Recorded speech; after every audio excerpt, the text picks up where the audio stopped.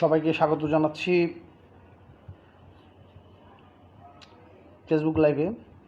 আপনাদের সবাইকে স্বাগতম। আসলে আরও আগিয়ে আসার কথা ছিল, 11টা 30 মিনিট আসার কথা ছিল, কিন্তু রাস্তায় যানজট থাকার কারণে আসলে আমি নিজেও বাসায় ঢুকতে অনেক দেরি, যে কারণে আসলে সময়টা এলোমেলো হয়ে গেল। 10 minute late, 10 minute 11 minute late. তার জন্য আসলে আমি আন্তরিকভাবে দুঃখিত। তো আজকের যে প্রেক্ষাপট, আজকে যা নিয়ে আলোচনা করার কথা তা ছিল হচ্ছে ট্রাম্প বিরোধী আন্দোলন কি আরও তীব্র হচ্ছে। আপনারা হয়তো জানেন যে দেখেছেন গত দুদিন আপনার ট্রাম্পের যে আন্দোলন, ট্রাম্প বিরোধী যে বিক্ষোভ আন্দোলনটা হয়েছে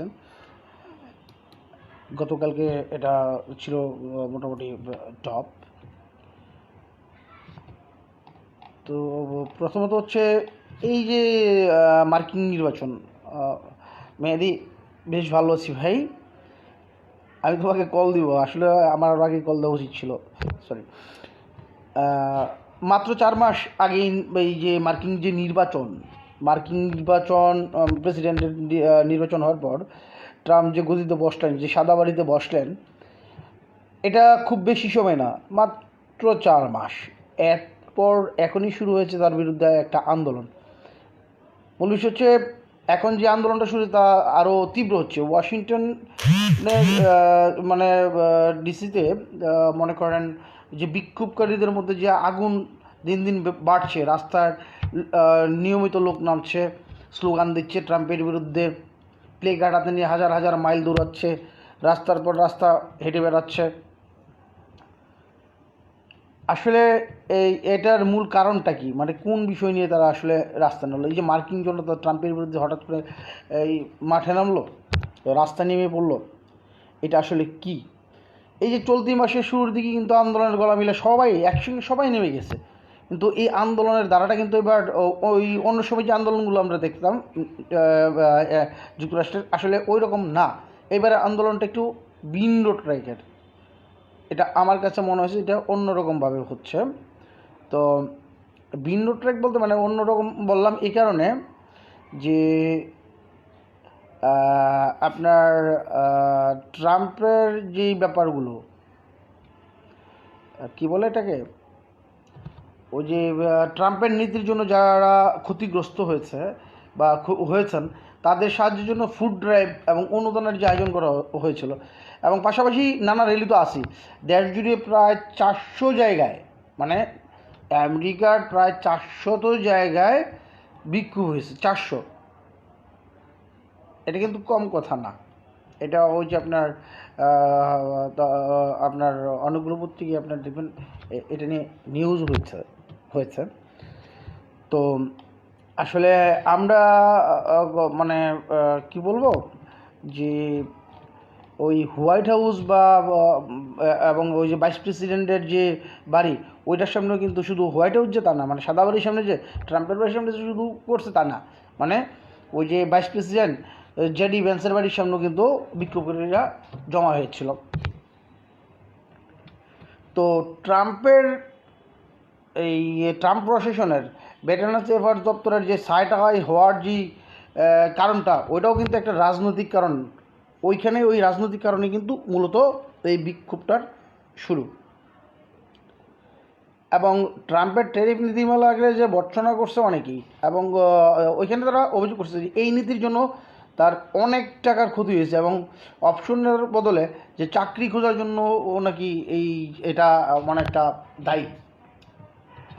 যাই হোক, যা বলছিলাম, তো এই 2025 সালের প্রথম দিকে আমরা যখন যুক্তরাষ্ট্রকে দেখতে পাচ্ছিলাম, যুক্তরাষ্ট্র দেখতে যে ব্যাপক বিক্ষোভ প্রতিবাদ, এই আন্দোলনের মূল সূত্র যে ট্রাম্প প্রশাসন নীতিমালার বিরুদ্ধে যে আন্দোলন গড়ে তোলা, 50501 আন্দোলন, এটি শুরু হয় আসলে এটা নিয়ে একটু কথা বলি।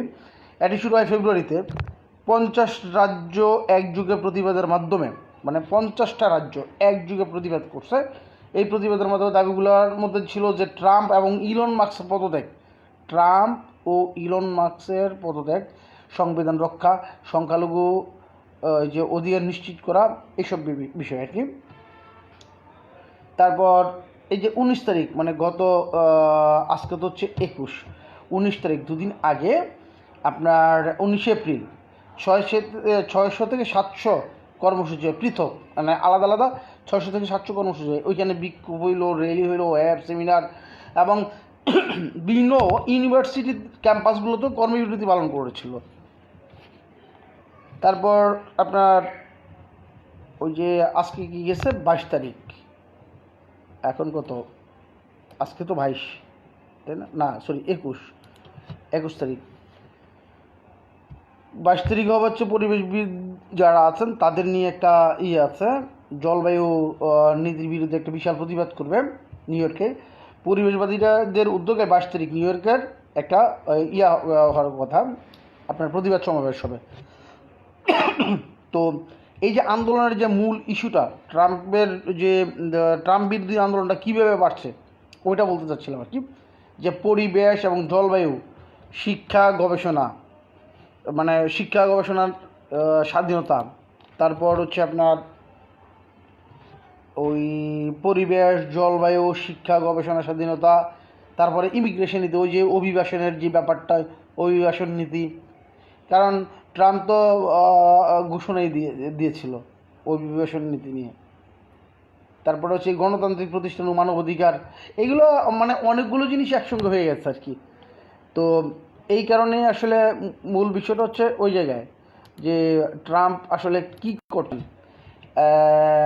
এখন বিষয় হচ্ছে যে ডোনাল্ড ট্রাম্প এই 4 মাসে আগে দ্বিতীয়বারের মতো যখন প্রেসিডেন্ট হয়ে উনি হোয়াইট হাউসে বসেন, মানে ভেবেছিল যে সব শান্ত হয়ে যাবে, সব ঠিকঠাক হয়ে যাবে, এমনিতেই মানে কোনো সমস্যা নেই, সমস্যা হওয়ার কথা না।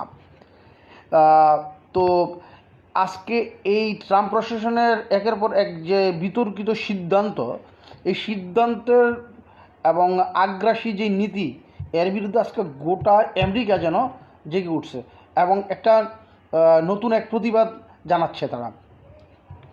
তাদের ওই যে রাস্তায় নেমে যখন নামলো, যে হাজার হাজার মানুষ যখন রাস্তায় নামলো, তাদের কণ্ঠে কিন্তু একটাই স্লোগান ছিল, আমেরিকায় রাজা চলে না, ফেসিবাদ চলবে না, আমেরিকার কোনো রাজা নাই। মানে মূল বিষয়টা ছিল ওই রকম যে আমেরিকার কোনো এই রাজা নেই, রাজা চলে না, ফেসিবাদ চলবে না। আনন্দবাজার গতকাল একটা স্টোরি করেছিল, আপনারা হয়তো অনেকে দেখছেন কি জানি না, অনেকে দেখেছেন, হয়তো অনেকে দেখেন নাই। আমেরিকার কোনো রাজা নেই, ট্রাম্প বিরোধী আন্দোলনের পথে হাজার হাজার মানুষ। তো ওইটা নিয়ে আনন্দবাজার বিশাল বড় একটা রিপোর্ট করেছে। যাই হোক, আর এখন আমি যা বলতে চাচ্ছি যে ট্রাম্প যে কেবল শুধু যে রাজনীতিবিদ তা কিন্তু না, উনি আধুনিক বিশ্বের, মানে আমার দৃষ্টিকোণ থেকে আধুনিক বিশ্বের প্রথম সোশ্যাল মিডিয়া প্রেসিডেন্ট। কারণ সে নিজেই এখন পর্যন্ত সরাসরি জনগণের সঙ্গে সম্পৃক্ত হয়, নিজেই টুইটারে মানে এক্স হ্যান্ডেলে মনে করেন সরাসরি জনগণের সঙ্গে কথা বলে, জনগণের ব্যাপার নিয়ে নিজেই আলোচনা করেন। তো তার আগ্রাসী যে টুইটারের যে কৌশল, ফেসবুকের যে প্রচারণা, তার প্রযুক্তি নিয়ে, সোশ্যাল মিডিয়া নিয়ে সে যেইভাবে কথাবার্তা বলে সোশ্যাল মিডিয়ায়, আমি এই কারণে ওনাকে সোশ্যাল মিডিয়া প্রেসিডেন্ট বলছি আর কি। আর সবচেয়ে বড় বিষয় হচ্ছে উনি আসলে কি বলে, এই যে নতুন ধরনের যে গণসংযোগ বা প্রচারণা, এইটার একটা মডেল এবং প্রতীক হিসেবে উনি ও সোশ্যাল মিডিয়াকে তুলে ধরেছেন। আর এই প্রযুক্তিগত যে আধিপত্য, এটা কিন্তু এখন যে থেমে আছে তা না। 2016, হ্যাঁ 2016তেই ক্যামব্রিজের একটা ইয়েতে দেখেছিলাম, কেলেঙ্কারির। ওইটাও ওই যে ভোটারদের যে আচরণগত যে ব্যবহার, মানে ভোটারদের আচরণগত তথ্য ব্যবহার, তাদের যে সিদ্ধান্ত যে প্রভাব ফেলে, ওইটা নিয়েও কিন্তু কথা হয়েছিল এর আগে। তো ট্রাম্পের যে দ্বিতীয় মেয়াদে সেই গণনার একটা ডিজিটাল কর্তৃত্ববাদ কিন্তু বিশাল বড় আকারই ধারণ করতেছে, এটা মনে হচ্ছে কি। কারণ হচ্ছে ট্রাম্প এর আগে যে সোশ্যাল মিডিয়ায় এই নির্বাচনের আগে যেভাবে কাজ করেছিল, বা এখন পর্যন্ত উনি সোশ্যাল মিডিয়া নিয়ে যেভাবে কাজ করছেন, এটা কিন্তু কোনো অংশে কম নয়। আর নাগরিক অভিব্যক্তির বিষয়ে যেই ব্যাপারটা আছে, যে নাগরিকদের যে ব্যাপারটা, তাদের পোস্ট, লাইক এবং প্রযুক্তির মাধ্যমে যে পর্যবেক্ষণের যে আওতা, বা প্রযুক্তি এখন যে কেবল হাতিয়ার না, এবং এইটা এই প্রযুক্তি যে আবার নীতি নির্ধারণও করতে পারে, এটাও কিন্তু ওই ট্রাম্পকে দেখলে, মানে ট্রাম্পের আচরণ দেখলে মনে হবে তাই, যে এখন প্রযুক্তি আর ইয়ার মতো নাই, প্রযুক্তিও কিন্তু একটা হাতিয়ার, শুধু যে তা না, নীতি নির্ধারক পর্যায়ে চলে গেছে। হয়তো আপনাদের অনেকের কাছে মনে হতে পারে কি পাগলামির মতো কথা বলতেছে, পাগলের মতো, কিন্তু আপনারা একটু ঠান্ডা মাথায় চিন্তা করে দেখেন যে সে একটু 19-20 মানে কোনো কিছু থাকলেই কিন্তু সে বলে যে সোশ্যাল মিডিয়ায় মনে করেন টুইটারে নগদ টুইট করে দেয়। সে নিজেই ট্রুথ একটা নিজের একটা সোশ্যাল মিডিয়া নিজে খুলে নিয়েছে, যে কারণে ওনাকে সোশ্যাল মিডিয়া প্রেসিডেন্ট আমি বললাম। যাই হোক, আন্দোলনের সূত্রপাতের যে ব্যাপারটা ওইটা নিয়ে একটু কথা বলি। মনে করেন 2025 সেই যে সামনে আসবেন,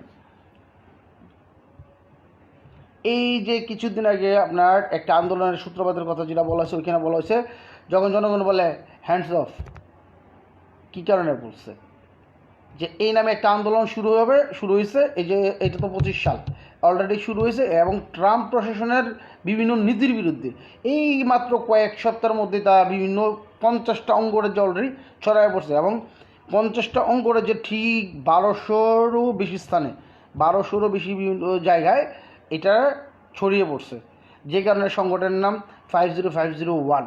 এটা তো মানে হচ্ছে 50টা স্টেটে 50টি বিক্ষোভ এবং একটি মাত্র ঐক্যবদ্ধ প্রতিবাদ, মানে 50টা রাজ্য, আমি আবারও বলছি 50টা রাজ্যের 50টা বিক্ষোভ 50 জায়গায়, এবং ঐক্যবদ্ধভাবে প্রতিবাদ, একই জায়গায় একটাই প্রতিবাদ হচ্ছে। তো এটা এর আগে যখন 13 এপ্রিল এবং 14 এপ্রিল এই যুক্তরাষ্ট্রেরই বিভিন্ন শহরে এটা নিয়ে মনে করেন বিক্ষোভ কর্মসূচি ছিল, এবং অনেকগুলা কর্মসূচির মধ্যে আপনার যে কি বলে অনেকগুলো কর্মসূচি ছিল, তার মধ্যে হচ্ছে যেমন প্লেকার্ড নিয়ে যখন তারা রাস্তায় নামে, তখন নো কিং ইন আমেরিকা সে নো টু ফ্রিজম, মানে এইরকম, এবং গাজা নিয়েও কথা হয়েছিল ওইখানে। প্লেকার্ড নিয়ে রাস্তায় যখন নামে তখন গাজা নিয়েও রাস্তায় নামে, কারণ এই প্রতিবাদ শুধু ট্রাম্পের যে অভিবাসন বা গাজা এইসব নিয়ে যে তা না, ওই প্রযুক্তি নির্ভর রাষ্ট্রশক্তির যে এই অপ্রতিরোধ মানে ইয়া করা হচ্ছে প্রযুক্তি নিয়ে, ওইটাও অপ্রতিরোধ করার বিরুদ্ধে কিন্তু ওইটা নিয়ে তারা রাস্তায় নামে। আর এখন যেটা বলছিলাম যে এই যে একটু আগে প্রযুক্তির কথা বলছে, মানে টেকনোলজিস, টেক এবং ক্রিয়েটিভ, এই টেকনোলজি এবং টেকনোলজি এই দুটো নিয়েও আসলে ওইখানে সাংঘর্ষিক কতগুলো ব্যাপার আছে। এটা আসলে গণতন্ত্রের জন্য প্রযুক্তি আসলে কতটুকু, প্রযুক্তি গণতন্ত্রকে কি সহজ করতে পারে, এটা আপনারা কীভাবে নেবেন, আসলে কি সঠিক নাকি সঠিক নয়। প্রযুক্তিকে যদি আপনার ওই গণতন্ত্র সহজ করতে পারে, তাহলে তথ্য নিয়ন্ত্রণ ব্যবহার বা ওই যে নিয়ন্ত্রণ এবং বয়ের যে পরিবেশ কিংবা বিভিন্ন ভিন্ন মত, তারপরে হচ্ছে গণতন্ত্রের যে মুখোশ কর্তৃত্ববাদের চেহারা, এইসব অনেক কিছু কিন্তু চলে আসবে বা টানতে হবে। কারণ ট্রাম্প প্রশাসনের অধীনে এই পর্যন্ত মনে করেন উনি যতগুলো বক্তব্য রাখছে, ওই যে আপনার কি বলে এই অভিবাসন নীতি নিয়ে, তারপরে ওই যে এর আগে বলেছিল হচ্ছে যে আমেরিকা ফার্স্ট, সর্বাগ্রেই যুক্তরাষ্ট্র, মানে আমেরিকা আগে, সব কিছুর আগে হচ্ছে তার নিচে। হ্যাঁ, অবশ্যই উনি ওনার জায়গায় একদম ঠিক আছেন, কিন্তু এখানে অভিবাসী আসলে কত পার্সেন্ট, শুধু আমেরিকানদের আমেরিকা বাস করে তা না, ওইখানে তো আরও অনেক অভিবাসীর বিভিন্ন জায়গা থেকে আসছে, যারা অভিবাসন প্রক্রিয়া বা অভিবাসী হিসেবে আছেন, আমি তাদের কথা বলছি। তো ওইটা নিয়ে আসলে রাজনৈতিক মানে ওই যে এই কি বলে অভিবাসীদের যে অধিকার খর্ব করার যে ব্যাপারটা, তারপরে অভিবাসীর বিরুদ্ধে যে নজরদারি, তারপরে সম্প্রদায়ের বিভিন্ন সম্প্রদায়ের উপর যে অধিকার খর্ব করা, সরকারি চাকরিতে ছাঁটাই। এর আগে যখন ট্রাম্প যখন ক্ষমতায় ছিল তখন 2017 সালে উনি কিন্তু চাকরি কোঠাটা অন্যভাবে নিয়েছিলেন। উনি অনেকের চাকরি কিন্তু তখন ওই সময় কাজের কর্মসংস্থানের ব্যবস্থা করে দেওয়া হয়েছিল। কিন্তু এইবার কিন্তু ঠিক তা না, এইবার কিন্তু অন্যরকমভাবে যাচ্ছে। যেমন আপনার চাকরিতে যে ছাঁটাই এবং গাজার যে নীতি, সেনা হস্তক্ষেপ, গাজার নীতি, তারপর রাজনৈতিক বিভিন্ন সিদ্ধান্ত এবং এইগুলো অনেক কিছুর ব্যাপারটাই এখন অন্যভাবে চলে আসছে, যে কারণে 50টা জায়গায় 50ভাবে বিক্ষোভ এবং সবাই একইভাবে ঐক্যবদ্ধভাবে ওইখানে অবস্থান নিচ্ছে।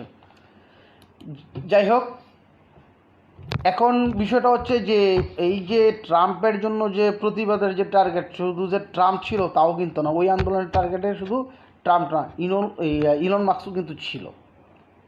ইলন মাস্ক কিন্তু জনগণের রোশনালের মুখেও কিন্তু পড়ে না যে একদম তা না। কারণ এই যে টুইটারের তো বর্তমান মানে এক্স, এর মালিক তো মার্কসের যেই সব কর্মকাণ্ড, তার মত প্রকাশের যেই সব ব্যাপারে কথাবার্তা হচ্ছে, তার যেই সেন্সরশিপের যে কিছু ব্যাপার আছে, তারপরে হচ্ছে ট্রাম্পপন্থী যে বার্তা ছড়ানোর পেছনে বিভিন্ন ভূমিকা নিয়ে কিন্তু অনেক প্রশ্ন আছে, অনেক ধরনের কথাবার্তা কিন্তু ওই রকম উঠে আসছে। এবং এটাকে আপনারা বলতে পারেন যে কর্পোরেট প্রভাবিত বা তথ্য যুদ্ধটা বলা যাইতে পারে, বা ডিজিটাল ফ্যাসিজম। আপনারা আসলে আমার কাছে যেটা মনে হয় যে ডিজিটাল ফ্যাসিজমের কথাটা যে কেন বললাম, কারণ ইলন মাস্ক যদি মনে করেন ট্রাম্পের নির্বাচনের আগে থেকেই কিন্তু উনি শুরু করেছেন, ট্রাম্পের নির্বাচনের আগে থেকেই কিন্তু উনি ওই যে ওনার টুইটার বা মানে সোশ্যাল মিডিয়া অনেক কিছু অনেক রকম অনেক কিছু করেছেন। তো আমি তা বলছিলাম, এই কারণে বলতেছি আর কি, যে এই এই এই ট্রাম্পপন্থী বার্তা ছড়ানোর পেছনে ইলন মাস্ক কিন্তু কোনো অংশ কম না, অনেক কিছু করেছিল। তো এখন যে প্রশ্নটা হচ্ছে, এই প্রশ্নটা হচ্ছে শুধু যে এই আন্দোলনটা শুধু আমেরিকার যে তা কিন্তু না, যুক্তরাষ্ট্রের যে রাজনীতি, এটা আসলে আমাদেরকেও অনেক কিছু জানায়, অনেক কিছু জানিয়ে দেয়। গণতন্ত্র কেবল ভোটের মাধ্যমে যে টিকে থাকে তা কিন্তু না, টিকে থাকে জনগণের সক্রিয় অংশগ্রহণ। আমাদের মূল বিষয় যেটা, মানে দিন শেষে আমি কথা একটাই বলবো, আসলে যুক্তরাষ্ট্রের যে রাজনীতি, এটা এই তাদের রাজনীতি আর আমাদের রাজনীতি যদিও এক না, তারপরও আমি বলবো গণতন্ত্র কেবল ভোটের মাধ্যমে যে টিকে থাকে, থাকে না, বা ওই যে কী বলে যে আপনার গণতন্ত্র কেবল ভোটের মাধ্যমেই টিকে থাকে না, টিকে থাকে হচ্ছে জনগণের সক্রিয় অংশগ্রহণে। ওইখানে যদি জনগণ অংশগ্রহণ না করে তাহলে এটাকে গণতন্ত্র বলে না। আর প্রশ্ন করার স্বাধীনতা থাকতে হবে, প্রযুক্তির দায়ে বদ্ধ ব্যবহার ওইখানে থাকতে হবে। আমরা শুধু প্রযুক্তি ব্যবহার করলে তো হবে না, প্রযুক্তির যে দায়বদ্ধতা এটাও আমাদেরকে মেনে নিতে হবে। আর কি বলে এটা, এই যে মনে করেন প্রযুক্তির যেই ব্যাপারটা নিয়ে আমি বারবার বলছি, কেন বলছি, এই আন্দোলনের পিছনে কিন্তু প্রযুক্তির বিশাল বড় একটা অংশ রয়েছে। তারপরে হচ্ছে আপনার প্রযুক্তি যদি আমাদের শাসনের অংশ হয়, আমার একটা প্রশ্ন, প্রযুক্তি যদি শাসনের অংশ হয় তাহলে জনগণ কতটা স্বাধীন? মূল প্রশ্নটা হচ্ছে এটা। যদি আপনাদের কারো উত্তর থাকে আমাকে কমেন্ট করে জানাবেন, আমি এটার নিয়ে আমি আবার আরও একটা কাজ করতে চাই। কারণ এই প্রযুক্তিটা নিয়ে এখন সবচেয়ে বেশি আমরা তো ভাইরালটা নিয়ে চিন্তা করি, তো এই কারণে বললাম আর কি, প্রযুক্তি যখন শাসন করবে, শাসনে অংশ নেবে, তখন জনগণ আসলে কতটুকু স্বাধীন আপনারা এটা একটু চিন্তা করে দেখেন, বা এটা আমাকে বলবেন, আমি এটা নিয়ে আবার কাজ করব। যাই হোক, আজকের মতো এই পর্যন্তই থাকুক। তবে আবারও বলি যে আমাদের যে মানে কি বলে এটাকে, এই রাজনৈতিক যেই আমাদের রাজনৈতিক যেই অবস্থা, বর্তমান যে অবস্থা, আমরাও আসলে চাই প্রযুক্তির ব্যবহার আমাদের কোনো হোক, বাট এটাও কী আকার হবে ওইটাও বিষয়। আজকে যেহেতু আমাদের রাষ্ট্রের কথা টানার এখানে কথা না, আমার শুধু আমেরিকার ট্রাম্পের আন্দোলনকে আরও তীব্র হচ্ছে ওইটা নিয়ে আলোচনা করার কথা ছিল, তাই আমি আর অন্যদিকে যাচ্ছি না। তবে আমেরিকার প্রেসিডেন্ট পদে বসে যে একের পর এক যে বিতর্কিত সিদ্ধান্ত যে ট্রাম্প নিচ্ছেন, এইটার জন্যই কিন্তু ট্রাম্প নিজেই দিই, যে কারণে এখন আন্দোলনটা আরও তীব্র হচ্ছে, সামনে আন্দোলনের অবস্থা আরও বাজে হবে। 50501 এই যে সংগঠনটা যে শনিবারে যে বিক্ষোভের আয়োজন করছে, সামনে তারা আরও অনেকগুলো আন্দোলনের ডাক দিচ্ছে, আরও অনেকগুলো আপনার আন্দোলন হবে আস্তে আস্তে, টোটাল আমেরিকা দিয়ে আপনার আন্দোলন শুরু হয়ে যাবে। 50টা স্টেট, 50টা বিক্ষোভ, একটি আন্দোলন, এটা কিন্তু কোনো অংশে কম কথা না। কারণ এখানে যেই পরিমাণ কর্মী ছাঁটাই, মানে প্রচুর পরিমাণ কর্মী ছাঁটাই, অভিবাসন বিতরণ, তারপরে তৃতীয়লিঙ্গ, মানে ওই যে তৃতীয়লিঙ্গ নিয়েও ওইখানে কথা হয়েছে, মানে রূপান্তরকামীদের স্বীকৃতি না দেওয়া, তারপরে শুল্ক নীতি নিয়ে তো আমি এখনও কথাই বলে, শুল্ক নীতির যে ব্যাপারটা, এটা তো মনে করেন শুধু আমেরিকা না, মানে আমেরিকা বা ওর বিশ্বনেতা তো অনেকই কথা বলছেন এইসব নিয়ে, তো অনেক কিছু হয়েছে, এটা তো আপনারা জানেনই, নতুন এই শুল্ক নীতি নিয়ে। তারপরে এসব নিয়ে মানে শুধু বাসীদের যে একাংশ যে ক্ষুব্ধ তা না, এখানে অনেকেই মনে করেন এর বিরুদ্ধে। কিন্তু ট্রাম্প এখন যেই শুল্ক নীতি যেটা চালু করেছে, এটা হয়তো ভবিষ্যৎ প্রজন্মের জন্য, ট্রাম্পের যেই পরিকল্পনা ওইটা তো ভবিষ্যৎ প্রজন্মের জন্য হয়তো বা ভালো হবে। তবে ট্রাম্প তার দ্বিতীয় এই যে মেয়াদের এই যে আন্দোলন যে শুরু হয়েছে, এটা কিন্তু গত এপ্রিলের 5 তারিখে শুরু হয়েছিল, তাই না? আজকে কয় তারিখ? আজকে হচ্ছে 21 তারিখ। খুব বেশি দিন যে তা কিন্তু না। অথচ দেখেন ওইখানে তারা বিভিন্ন সংগঠন কত সুন্দরভাবে, কতভাবে আপনার পরিকল্পিতভাবে তারা আন্দোলনটাকে এগিয়ে নিয়ে যাচ্ছে। তারপরেও আবারও বলি যে এই মনে করেন আমেরিকার বিভিন্ন স্টেটে, বিভিন্ন জায়গায় শত শত মানুষ, হাজার হাজার মানুষ, তারপরে ওই সব মানুষের মুখে একটাই কথা, আমেরিকায় ফেসিবাদ চলবে না। কারণ এই যে ট্রাম্পের পাশাপাশি এই যে ইলন মাস্কের বিরুদ্ধে বিক্ষোভ শুরু হয়েছে আমেরিকার বিভিন্ন প্রান্তে, এইগুলো তো আসলে করার মতো কিছু নেই। আমেরিকার কথা সাধারণ মানুষের কথা একটাই, যে ট্রাম্প হঠাতে সেকেন্ড ওয়েভ, সবাইকে আন্দোলনে সামিল হওয়ার জন্য জানানো হয়েছে, মানে ট্রাম্প হটাও, তার মানে আন্দোলন আরও বাড়ছে। আমরা আপনারা হয়তো জানবেন, আপনারা অপেক্ষা থাকেন। আমার কেন জানি মনে হচ্ছে ট্রাম্প ওই যে মনে করেন সামনে ট্রাম্পের অবস্থা আরও খারাপ হতেও পারে।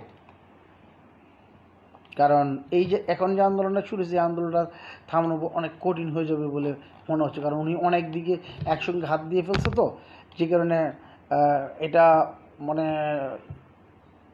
ভালো দিকে যাবে না। কারণ জো বাইডেনও কিছুদিন আগে একটা কথা বলছিল যে ট্রাম্প নাকি সব কিছু ধ্বংস করে দিচ্ছে। কারণ জো বাইডেন তো আর ওইভাবে ছেড়ে দেওয়ার মতো না, এক। দ্বিতীয়ত হচ্ছে চীন তো বাণিজ্য যুদ্ধের কথা বললোই, বাণিজ্য যুদ্ধে কেউ জিততে পারবে না। ভিয়েতনাম সফরে যে ট্রাম্প যে শুল্ক আরোপের কথা সমালোচনা করছে, কিন্তু ওইটা ওই চীনা প্রেসিডেন্ট। যাই হোক, আপনাদেরকে আবারও আমি বলি যে ট্রাম্পের অবস্থা কি হবে এটা অপেক্ষা থাকেন। যেহেতু আমেরিকাবাসীরা ট্রাম্পের উপর ক্ষুব্ধ, একই সঙ্গে এত জায়গায় আন্দোলন হচ্ছে, সামনে আন্দোলনটা আরও বাড়বে বলেই মনে হচ্ছে। সবাই ভালো থাকবেন, শুভরাত্রি। কাল আবার দেখা হবে ঠিক একই টাইমে, একই সময়ে। সবার জন্য শুভকামনা।